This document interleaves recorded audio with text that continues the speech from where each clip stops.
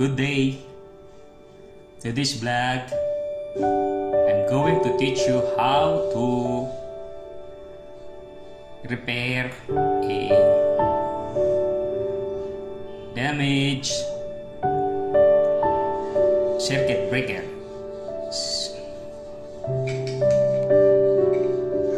You can see we have three-phase circuit breaker. See, we have 1,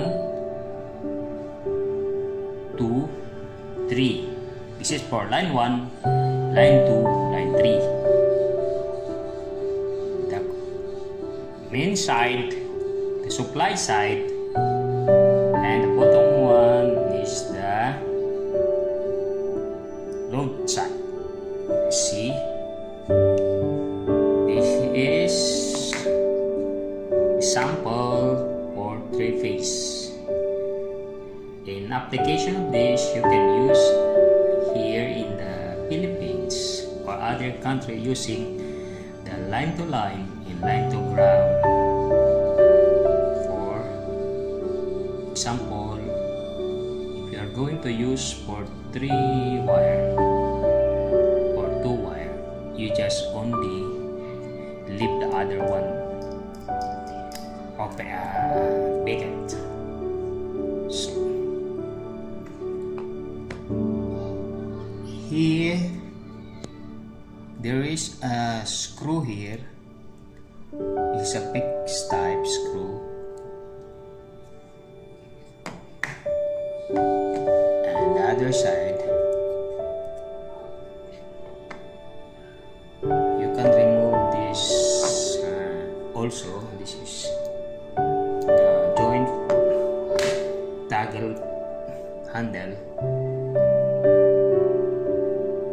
if you are going to repair the damaged one.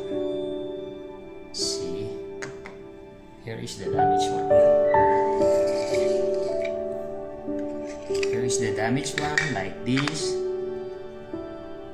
This is a typical type. We have a hole here, of which I already removed the screw. Here. We have 4 holes here. I already removed the screw. Take a look at the other side. See, open. See the condition, this one? Loose. This is usually the trouble this kind of breaker. So I'll show you the internal part. In this case, the screw, the spring is broken and loose. See, you only put this here and here to swing like this. In the event that if the screw is really damaged, and you can change the spring and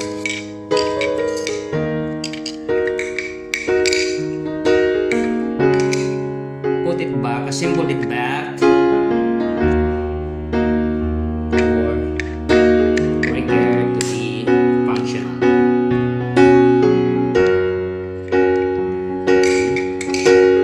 Here's the spring.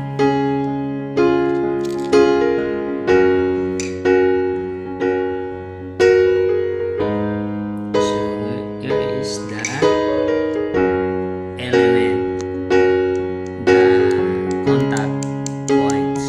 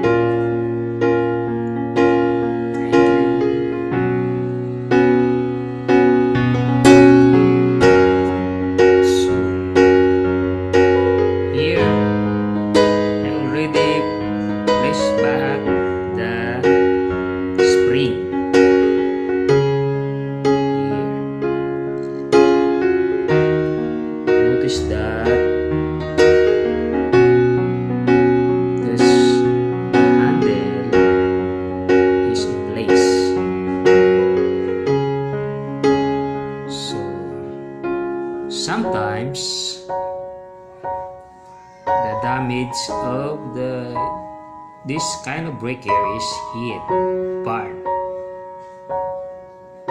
You can replace this one in the event that if the copper part is being worn out and damaged. See the other side. The load side is already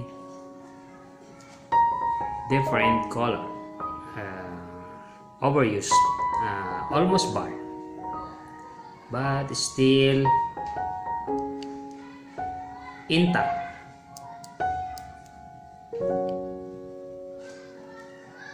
This is this load side